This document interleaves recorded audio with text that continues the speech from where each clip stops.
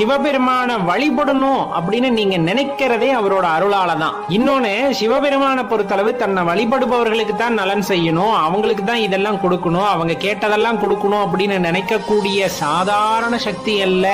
நல்லா தெரிஞ்சுக்கங்க.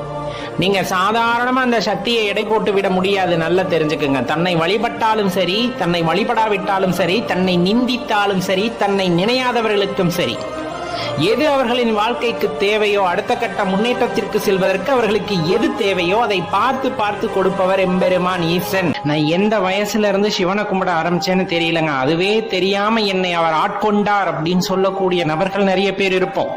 உன்னுள் இருக்கிறார், உன்னுள் இருந்து வெளிப்படுகிறார் அப்படிங்கிறது தான் ரொம்ப முக்கியமான விஷயம். எந்த காலம் எந்த நேரம் அப்படிங்கிறது அவர் தீர்மானித்திருப்பார்.